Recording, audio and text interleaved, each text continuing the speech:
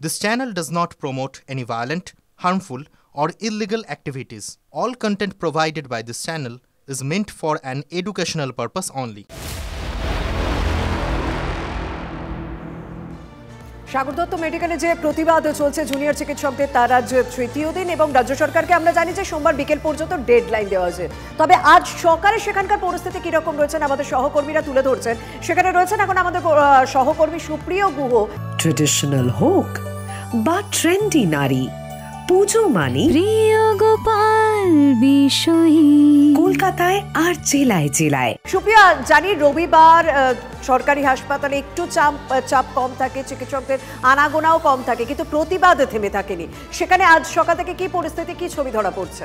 Traditional হোক বা trendy নারী, পুজো মানি প্রিয় গোপাল বিষয়ী কলকাতায় আর জেলায় জেলায়। শর্মিষ্ঠা, তুমি যেমনটা বললে একদমই ঠিক তাই। কারণ রবিবার ছুটির দিন হওয়ায় সমস্ত সরকারি হাসপাতালগুলোতেই কিন্তু রোগীদের যে ভিড়ের চাপ সেটা যেমন থাকে না, চিকিৎসকদের উপস্থিতিও অন্যান্য সময় একেবারেই কম থাকে। কিন্তু সেই তুলনায় যেহেতু গত শুক্রবার রাত থেকে যে কর্মবিরতি শুরু হয়েছে এই সাগর দত্ত মেডিকেল কলেজ ও হাসপাতালে জুনিয়র ডাক্তারদের আক্রান্ত হওয়ার ঘটনাকে সামনে রেখে, তা কিন্তু আজকে তৃতীয় দিনে পড়লো। জুনিয়র ডাক্তারদের কর্মবিরতি চলছে এবং তার মাঝেই যেহেতু রবিবার সেই জায়গা থেকে ওপিডি বন্ধ রয়েছে, তবে এমার্জেন্সি যে পরিষেবা সেটা কিন্তু যারা সিনিয়র চিকিৎসকেরা রয়েছেন তারাই কিন্তু সেই পরিষেবাকে স্বাভাবিক রাখার চেষ্টা চালাচ্ছেন।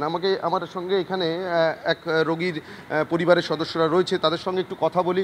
তারা কি অবস্থায় রয়েছে? আপনাদের পেশেন্ট কবে থেকে ভর্তি? আমার আজকে মা ভর্তি আছে, আজকে 11-12 দিন হয়ে গেল মা ভর্তি আছে এখানে। এই যে ডাক্তারদের কর্মবিরতি চলছে গত শুক্রবার থেকে, তো এখন চিকিৎসকেরা কি ঠিকঠাক দেখছেন? ঠিকঠাক অ্যাভেলেবেল নেই, কিন্তু যে ম্যাডাম আমার মাকে অ্যাডমিট করেছেন এইশ্বরী ম্যাডাম, সেই কাবিনী ম্যাডাম আসছেন। বাট আমারও কিছু কমপ্লেন আছে। আমার মা অসুস্থ, আমার মায়ের যে এখন মানসিক ভারসাম্য হারিয়ে ফেলেছে আমার মা। তো আমার মায়ের নামে যে ব্যাঙ্ক অ্যাকাউন্ট আছে, সেই ব্যাঙ্ক অ্যাকাউন্টে মা একটা সই করে টাকাটা তুলতো। জুনিয়র চিকিৎসকরা কি আছেন? না না না, নেই। পরিষেবা পাওয়া যাচ্ছে একদিকে জুনিয়র চিকিৎসকদের কর্মবিরতি চলছে, অন্যদিকে রোগীর চাপ আজ যথেষ্ট কম থাকে, কিন্তু যে সমস্ত চিকিৎসকরা আসেন তারা কাজ সামাল দিচ্ছেন। তবে এদিক ওদিক তো কোথাও হচ্ছে, সেই পরিস্থিতি অন্তত আমাদের তুলে ধরলেন সহকর্মী সুপ্রিয় গুহ। জুনিয়র চিকিৎসকরা এই প্রতিবাদ কর্মসূচি নিয়ে কি বলছেন অবশ্যই তাদের বক্তব্য শোনাবো, কারণ জুনিয়র ডক্টরস ফ্রন্টের পক্ষ থেকে আজ মশাল মিছিল রয়েছে সমস্ত মেডিকেল কলেজ থেকে। জুনিয়র চিকিৎসকদের বক্তব্যের পাশাপাশি আমরা বিশিষ্ট চিকিৎসকদের বক্তব্য শুনবো। এখন দেখা যাক, সবাই তো আশ্বাসটা দিয়ে গেছেন আমাদের, এবার কাজ শুরু না হলে বলতে পারছি না কিছু। কাজ শুরু হোক, তাহলে আমরা বুঝতে পারবো সেটা।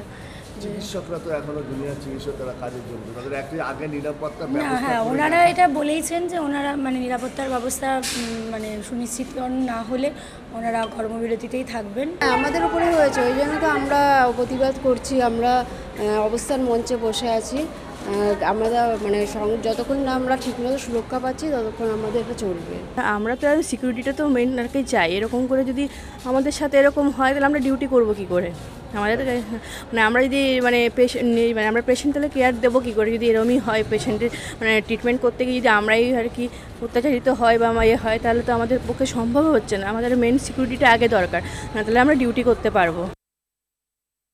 আমরা West Bengal junior doctors front একটি সুস্পষ্ট সিদ্ধান্ত নিয়েছি। আমরা সামনের 30 তারিখ যে সুপ্রিম কোর্টের হিয়ারিং রয়েছে, আমরা নিজেরা দেখতে পেয়ে গেলাম যে রাজ্য সরকার আমাদেরকে সেফটি সিকিউরিটি দিতে ব্যর্থ, এবং যে কনফিডেন্স বিল্ডিংয়ের কথা সুপ্রিম কোর্টের চিফ জাস্টিস বারবার তুলেছেন, আমরা এখান থেকে জানিয়ে দিতে চাই তারা আমাদের বিন্দুমাত্র কনফিডেন্স দিতে পারেননি। বরং আমাদের এখন সন্দেহ জাগছে যে তারা কোনোদিন এটার প্রতি সদিচ্ছা তাদের ছিলই না। এবং আগামী পরশু দিনকে যে সুপ্রিম কোর্টের শুনানি আছে, আমরা দেখতে চাই যে তারা আমাদের সেফটি সিকিউরিটি যে এনশিওর করতে পারেনি, যে থ্রেট কালচার সরাতে পারেনি, তারা সুপ্রিম কোর্টে কি জবাব দিতে পারে সেই দিকে তাকিয়ে আমরা এখান থেকে জানাতে চাই যে আগামী পরশু আমরা বিকেলবেলা থেকে আমরা আবার কমপ্লিট সিজ ওয়ার্কের সিদ্ধান্ত নিয়েছি।